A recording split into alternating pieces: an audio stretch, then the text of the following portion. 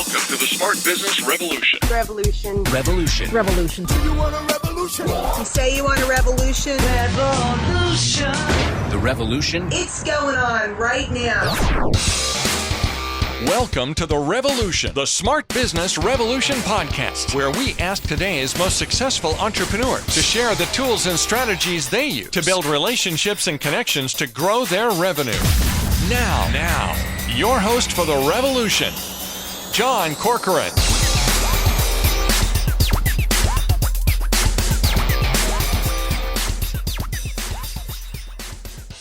All right, welcome everyone. John Corcoran here. I'm the host of this show. Every week I get to talk to interesting CEOs, founders, and entrepreneurs of all kinds of different companies, ranging from YPO to EO, Activation Blizzard, Landing Tree, OpenTable, Act Software, many more. I'm also the co-founder of Rise 25, where we help connect B2B business owners to their ideal prospects. And this week I want to introduce our guest, who is Kent Gregoire. He is a serial entrepreneur. He launched his first manufacturing company at the age of 14, just 14 years old. Since then, he has founded and led more than a dozen organizations. Throughout his entrepreneurial journey, Kent has also provided advisory, training, and coaching services to executive level management under the Symphony Advantage brand. He's an angel investor in purpose-driven companies, as well as a sought-after speaker in the US and beyond. And part of what makes Kent unique is his why, which is really a focus and a passion for the widespread adoption of conscious capitalism. In fact, one of the first certified conscious capitalism consultants in the world. So we'll talk about that. And final fun fact, he's a part-time farmer in Vermont and a van life enthusiast as well. I actually love watching those videos on YouTube of the different van life enthusiasts. And this episode, of course, is brought to you by Rise 25, where we help B2B businesses to get clients, referrals, and strategic partnerships with Done For You podcasts and content marketing. And if you want to learn more about that, you can go to rise25.com and learn more about it. All right, Kent. So I'm excited to talk to you here today. And, you started a manufacturing business at 14, which was started by your uncle. And then you had a very creative approach. I guess it was kind of sitting dormant, and you, with the help of your family, you went to your uncle and said, "I want to start this back up again." When I was 14, I was like playing video games and maybe soccer and not doing my homework. And you're starting a business or revamping a business. So talk to me a little bit about what that experience was like. Well, with my father having been a successful entrepreneur, it just seemed natural that I needed to start doing something. It was really cool because I had an opportunity to work with my uncle to understand how to develop the product out. It was a product that had been highly successful. We entered into a royalty agreement. My father, who was advising me, felt it was very important that it not just be a give me, but there be a good transaction of equal value that we can participate in. And continued to develop the product out, including its packaging. It was a pretty exciting time. I was able to lean on a couple of my dad's resources for the ultimate graphic work on the labels. We were an early adopter of the UPC codes. So now we had a great product. In fact, every case of our product, one of the jars, there were 24 jars per case, had a silver dollar in the top of it. And whoever got that lucky jar got the silver dollar. And that's something that my uncle had started. So it was a fun thing to do. And it had a marketing play with it as well. So what I'd say one of the more exciting things about this company, other than it did well, is that I would be asked to demonstrate the product. Hills Department Store was one of the places in Vermont where we lived at the time. And I'd go in and I had a really large bumper of an old automobile. It was chrome and had rust on it, all kinds of different things in which people sometimes found a challenge to find the right product that also would do absolutely no harm to the product itself. It would remove what needed to be removed, including the finest of jewelry. We had one of the best jewelry stores in the Northeast was a customer. So it was pretty exciting. It grew. I certainly decided at some point I needed to continue my education and moved on. So it was hard to keep the company going at the same rate, but it was a great learning experience. And I could say net, it more than paid for college tuition. Or let's put it this way, it was good money put aside. That's great. Did you employ people? Were there people working in it while you're off at high school? Yeah, so in high school, continued operating the company, and my first degrees were still local. I was an early entrant at a local college in Vermont. I was 15 when I started college courses, and I kept the company going during that period of time. Once I had my degrees locally and decided to go on, it became more challenging. And sure, I could have sold the company off. I just didn't sell the company off, continued to do lower batch volume and have fun with it, and eventually it fizzled out. There were sizable sales, and today I can think of people who would have said, after you've founded and sold off a lot of companies, why didn't you do that one? It just wasn't top of mind at the time. I was already thinking about my next several ventures, of which I did right out of school. Yeah. So what were the next companies that you've started over a dozen companies? So give me a couple of the highlights that you think back on fondly. Yeah, one in particular it had, and it's interesting because it was an early company and it became very successful fast. There were many reasons for the success. It was around college and university administrative computing. So a little bit like having the formula from my uncle, I had the basis of an incredible software system out of Champlain College in Burlington, Vermont. Went into, again, a royalty agreement, the ability to harness the IBM System 36 the software that ran on it as the prototype, and to then build out through invitation from IBM as their first industry application specialist. It was a specialized business partner program they had launched to develop the software for the OS 400, the AS 400. The OS 400 is the operating system. And we did that. And we were selling not only here domestically, but we were selling to colleges and universities around the globe. There were many things that helped that company be successful. IBM's partnership was an extraordinary benefit to me as a very young entrepreneur. I had executives that were more than twice my age and had been senior most people at Wang and other places who reported to the CEO of those companies. So we had a great leadership team. I was pretty young, pretty green, but boy, it worked. It was a fun ride. And the company was sold off in a couple different pieces. And great buyers, and they continued to move it on under their brands. What were some big challenges or learnings that you had from that experience? And I'm curious also because of all the different companies you started, that's the one you zeroed in on too. Yeah, well, I'll start right off with the biggest challenge and why it ultimately was sold.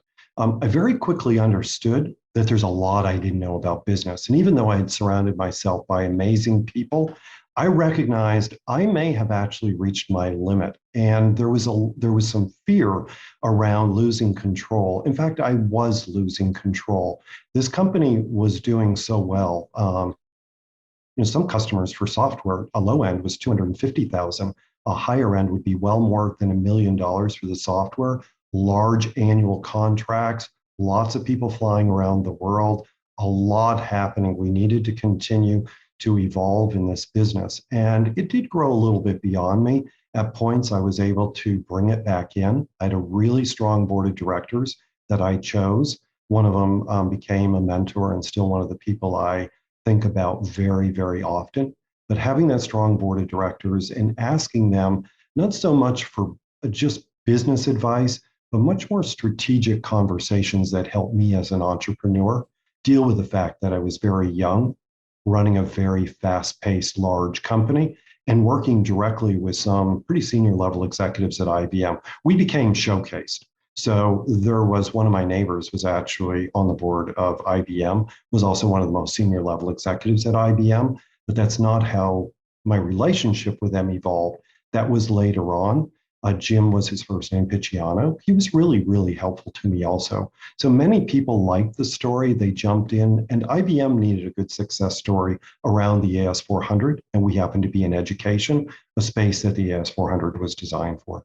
And in retrospect, do you regret selling it? It sounds like there was a part of you that felt like you'd lost control of it, and it was bigger than you could handle. But in retrospect now, do you feel like selling was the right decision? I think selling at the time was the right decision.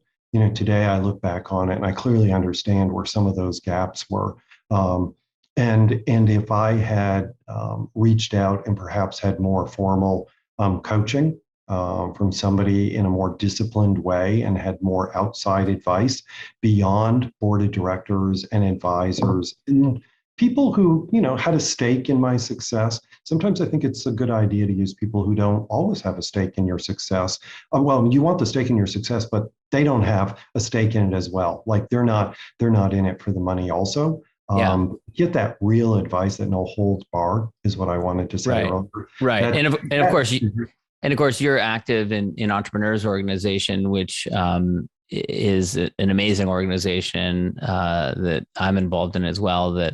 That provides that kind of support for founders. When did you first get involved? When did you find that as a solution to help, give you that kind of outside perspective that you were lacking? It was interesting. I got involved 6 years ago, just over 6 years ago. And, I'd had many of my companies by then, but I was feeling a void. I connect really well with entrepreneurs and I was feeling a void. I had some other companies at the time and many in different industries.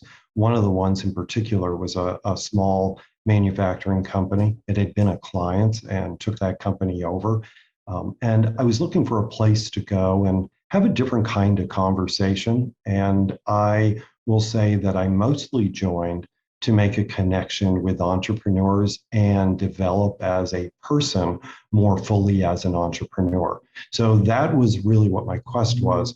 As it turns out, I think I wasn't far off from where some of the great value is. I think about the value from a business point of view, but the growth in EO is so much more. It's really about how we grow as a leader, how our mindsets are. At least that's my experience. I'm not speaking for others, but I do hear that now and then. It's such an amazing organization. I'm happy to be a part of it and even be one of the leaders in a chapter. Yeah. Now, and I also want to ask about, it sounds like that corresponded with around the same time that you also had a pivotal conversation with your father that led you to start focusing on kind of triple bottom line, which you can explain to people what that is and what that movement's about. But talk about that conversation you had with your father, which was such a pivotal turning point for you. Yeah, so a few years before that time, my father approached me, flew into Burlington, Vermont. He was on a planned trip, but one of his first stops was to come by my office. I was really fortunate. I was just back in Vermont, saw my three buildings that I leased out on the Burlington waterfront and brought back lots of memories. And one of the memories was my father asking me to go for a walk. And we were walking what today is the Burlington Waterfront Park. And he's had some messages for me. My father was a pretty quiet person in a sense. He was very social, but quiet in terms of giving advice to his children. He wanted us to find our own way. He loved that we make mistakes and we were resilient and move through them. But in this case, one of the things he said to me is, I really feel like you're not focused on the right things in your business and your personal life. To me, that also equated to, when I look back on it, he understood I was starting to lose control. He might not have understood that. He was not part of this company at all. So he only could observe what he could see in his son. Another thing that he brought up was, Kent, you were really raised to be caring and kind toward other people. And I don't see you doing that the way that you used to. That was very troubling for him. He was, and he was definitely a pillar of not only the local community, but a much larger community. And then, he kind of really hits me across the head and says, this is great that you're in this business and you're doing extraordinarily well. I'm really proud of you. But you're doing it with no real meaning behind it all. And he was speaking to purpose. That's what we would consider it today. And I have to admit, early on in my career, I was much more focused on money, purpose of business being profit. I certainly was schooled where that was the case. And so I ultimately, a few years roll by and I have an opportunity to connect with John Mackey in Atlanta. But before we get to that, was there anything that you did that, that raised your father's attention? Was there something in particular, I don't know, it could have been like laying off a group of people or something that's just super business focused that made him want to have this conversation with you? Yeah, it's a pretty deep one. I've not been asked that question before, but it's an important part of why I'm clear why, even though I never asked him. It's something I've had to look at more recently. I was without going into it too deep, I was really successful young in a very big way, in many ways. I also had the advantage of being married to somebody who helped with my success financially. So while I did it in the business side, there were pretty deep pockets to go do other things and not have to rely upon the money that made in the company. So, life was pretty cushy, and, I was living what a lot of people dream of doing in their lifetime and don't see at a very, very young age. I lost connection with my dad. I was very close, and I still am extremely close to who was my father-in-law at the time. In fact, I spoke with him this past weekend on Sunday. And, it created a little bit of a rub because I did invite my father into the company. And here's an extraordinary entrepreneur. And here I was the kid, damn, I'm going to do this myself. I can do this. Yeah. There was a little bit of a chip on my shoulder. My father, by the way, was always supportive of me. But I believe that really bothered him. And so from his view, he saw that I was losing my way. Also represented, I wasn't connecting with him. I wasn't showing up the way he showed up. And he really wanted, I believe, to be a part of that life. And he wasn't. We ultimately continued having, a growing relationship and very, very close relationship. It just wasn't an entrepreneurial journey relationship. Understood. Good. Okay. So you mentioned John Mackey, who, of course, is the founder of Whole Foods, and you cross paths with him. And of course, he's a big advocate of the conscious capitalism movement, wrote a book by the same name. So how did you first come across him? Was it something that you sought out? Did someone recommend, hey, you should go see him speak? Yeah, so I was running another company in Atlanta at the time. Not unusual for me to be running more than one company. And I thought, wow, this company here has already got the right bones. I was doing it for another CEO, taking over their role for a period of time for a year. I'm like, this company really has the bones of being a great conscious company. It's on its way, but there are some things that are not working well for it. And as I began to look at, what a conscious business looks like, I literally Googled conscious business while on a flight back from Florida to Atlanta, where I was living at the time. And up came John Mackey's name. Found out he was coming into the Ethics Institute at Emory to speak. And I had an opportunity to not only go to that, kind of a little side note, they had no room left. They couldn't get me in it. They had security. I waited for security to turn their head, and I ran in the door and I sat in the audience. And that's how I got my introduction to John Mackey. Sounds like an entrepreneur, doesn't it? Yes, it does. Yes, it does. You made it happen. Yeah, you're going to make this thing happen. It's one of those brazen things you do. I was waiting to be plucked out of the audience, to be honest with you. I actually really felt it. Yeah. Come with me. And it did. By the way, have you told him that story since? I did tell him that story when I saw him in Austin. Yes. That's great. That's great. Later. So I did have an opportunity not only meet him then, but catch up with him later on and learn about conscious capitalism. You see, I'd been on a journey, but what I was really looking for was more of like a roadmap and more stories that were connected to not just doing good, but how was business from an entire ecosystem operating like Whole Foods that does good in the way that it operates. So what I mean by that is an example would be to separate it from ESGs, which are extraordinarily valuable, and initiatives, which I embrace wholeheartedly, but they're also initiatives where conscious capitalism and what I was seeking, that there had to be a business model that you operate the entire company consciously all the time. So that was my quest, and John Mackey helped me get on that road. Shortly after, they were holding their first, or what was to become my first attendance at their annual CEO Conscious Capitalism Summit. I qualified. I was operating a large enough company. And these are pretty significant companies that have to be invited, 10 million plus in revenues to get invited into these events. And what was this like for you coming into this event? Who was there? I take me back to that moment, because I love to hear when, you come into a room like this and it's like, sometimes it's like the clouds part and you realize, wow, look at all these luminaries and what they're doing. Yeah. So one of my first experiences sitting on a couch where this gentleman's on one end, I'm on the other end. We're just sitting there having a conversation. No idea who he is. I didn't ask him who he is. We're having a great conversation about life and other things. We were connecting it to consciousness, and a long period of time went by. And this guy by the name of Hamdi, and shortly right after that, Chobani. You know the Wow. story, and which is another great story I like to tell about what they've done from a conscious point of view. I met people like Hamdi. I met Carrie, who's the founder of Earthkind. I met these entrepreneurs and started hearing their stories. But the stories that I hear from conscious capitalism entrepreneurs are quite different than I hear oftentimes ordinary entrepreneurial stories. They connect much more to the deeper purpose, and what purpose means to them is quite a bit different than what most companies consider purpose. When I heard that connection, that was one of the big light bulbs that went off. These sessions, I was there for 4 days. I met a lot of different people. I was sitting across from another couple. I didn't realize, I knew who they were. I knew they were Mod Pizza, and they were the co-founders, husband and wife.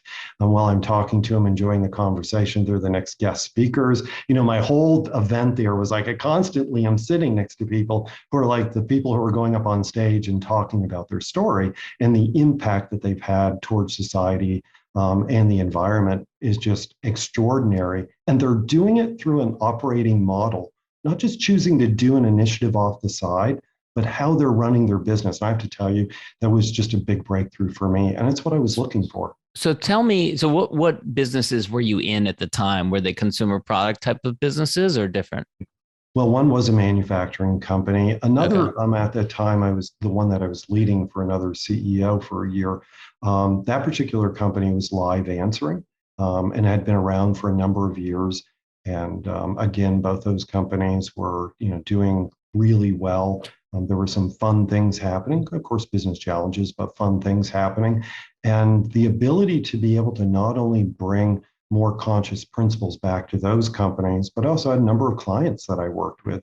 So taking a look at challenges that they were having and trying to recycle these solutions over and over, and they would just have like a different coating on them, and to come up and be able to think about business differently and to develop and work with them on new solutions that not only met short-term needs, but also were sustainable, became really exciting. In fact, I'd say, So give me an example then. So you come back from this 4 day summit and you say, hey guys, I got the roadmap now. What changes did you make as a result? And how did you do it? Did you convene the management team, the executive team, say, hey, here's some changes that we need to make. This is what we're going to do. Here's why.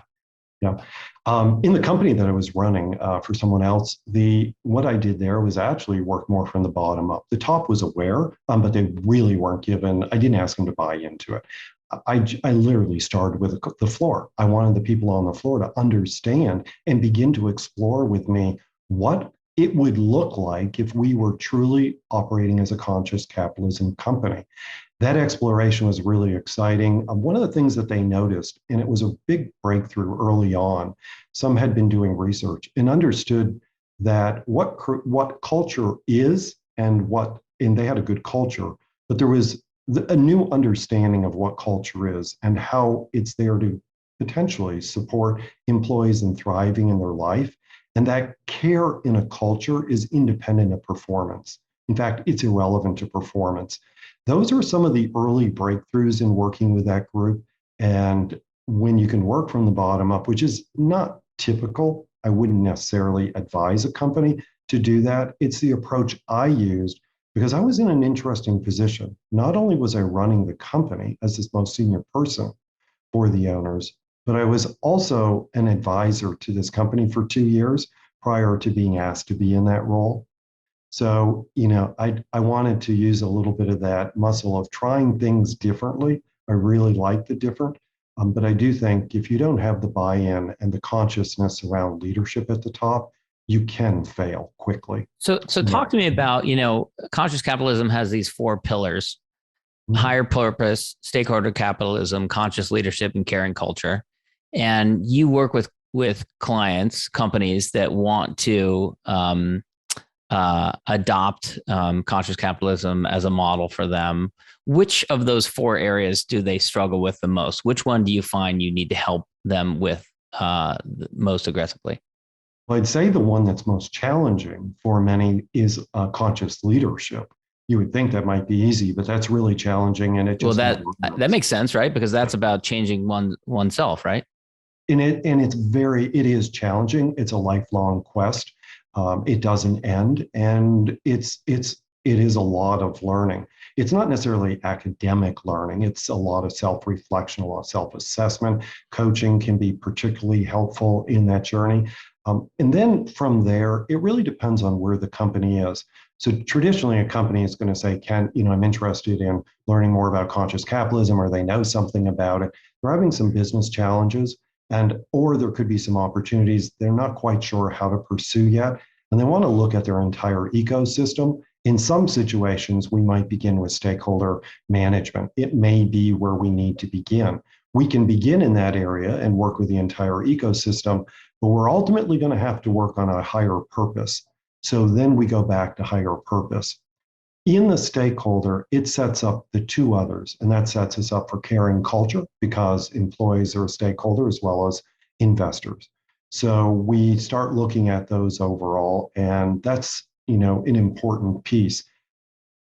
For some leaders, stakeholder management is tough because we're so used to making ethical decisions that are not ethical, right? We use trade-offs. That's where the Mm-hmm. trade-off comes in. A classic trade-off might be, I'm short of cash at the end of the year.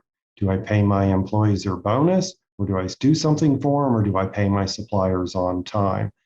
And every CEO and leadership team will try to rationalize their way through it.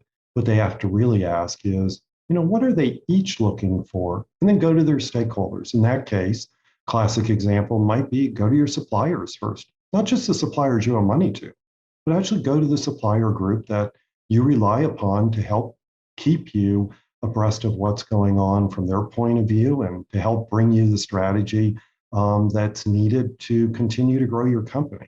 That is actually based on a real case situation. In that case, most of the suppliers said, yeah, delay the payment. The most important thing to do is to make sure your employees are happy and they're doing well. We don't want to disrupt that because they're the secret sauce to why your company does well. And if they're doing well, then that means you're going to continue to do well by us. Some did need money sooner. So you don't have to treat all the stakeholders in that particular group the same. You get consensus. What does each of them actually need? How can they participate? So maybe they push it out 10 days, one, or another says 90 days. Somebody else says something else. And you begin to work with them. I used that approach in another company that I had not that particular example. And I have to say it works really well. I brought my suppliers in a manufacturing company, and they really, really participated with me. Wasn't so much about money that was sometimes part of it. It was really about some problems we had in manufacturing and our raw materials, and we compounded those materials. And we were running into new challenges we had never seen before. And there was more than one new variable taking place. Yeah. Um, you know, uh, it seems like to me, and maybe I'm a little too close to it, but it seems like there's been this movement towards conscious leadership, conscious capitalism has been gaining steam and getting more attention. Do you feel the same way? Do you feel like there's more Yeah. companies that are adopting this? There are more companies. And the reason I believe there are more companies, there are several, but one in particular, business is just changing. We're evolving. And 8 out of 10 Americans um, are asking companies, to take a different approach. They want companies to be a force for good to help right challenges around society and the planet. Society is a big word. For some, it's simply a community. What is that community? So they use the word obligation in the research studies that have been done, as well as the surveys and the polls.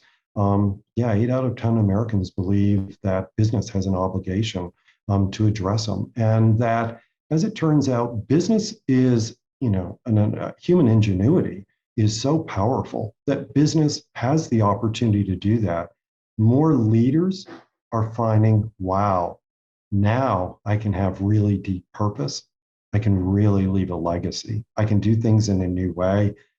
and I can really enjoy doing it and have more fun.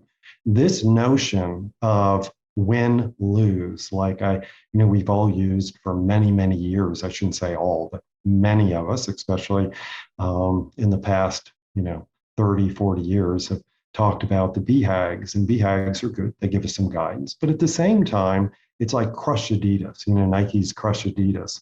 This whole notion of having to crush to win, therefore we create a lot of losers, actually is pervasive throughout the entire organization. If we're operating that way, we actually begin to create a culture that looks like it. And our culture creates an adverse competition in which a few people are winning and everyone else is losing. Why do we have such huge disengagement? That is perhaps one of the reasons, but it's not the only reason. Huge disengagement, not only in the US, but globally. We have a huge misunderstanding. We think engagement is something that we can control. We think it's something that we should specifically work toward with tactics. Engagement, to me, is the same as profit. We do all the right things and it ensues. Profit's there. We do all the right things, engagement is there. It's not like a divine, what's the strategy I have to use and put all these pieces of puzzle together. It's not easier, but it's a different approach. Kent, this has been fascinating. We're running a little short on time, so I want to wrap up with the last question I ask, which is, I'm a big fan of expressing gratitude, especially publicly, to those who have helped you along in your business journey. And, you mentioned John Mackey and others that your father that had a big impact. We always thank family and friends, of course, but, beyond that, who are the, peers and contemporaries that you really respect and admire, who are doing good work, who, you would shout their names from the rooftops because you're so proud of the work that they do? Sure. One of them, we don't talk that much anymore, but he really had a profound impact on my life as an early mentor. That's Dr. Robert Skiff. He was president of Champlain College.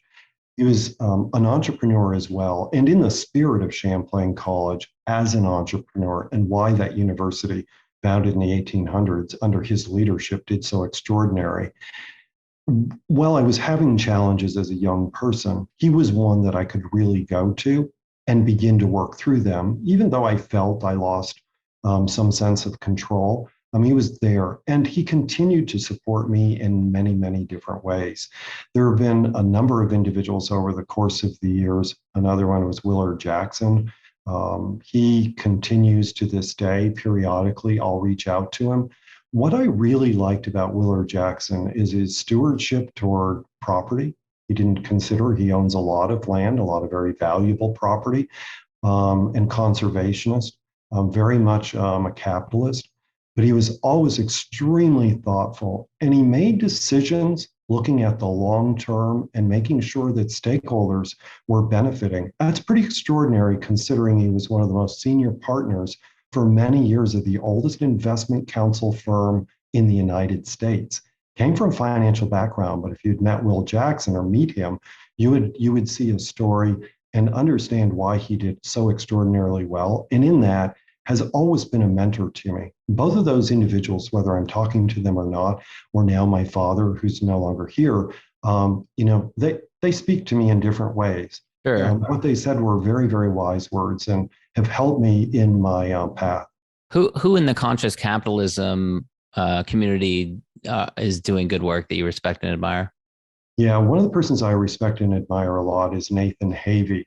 Nathan is also a consultant like I am, but he's really extraordinary in thought. We work closely together. I really like the work that Nathan is doing or we're doing together. It's pretty extraordinary.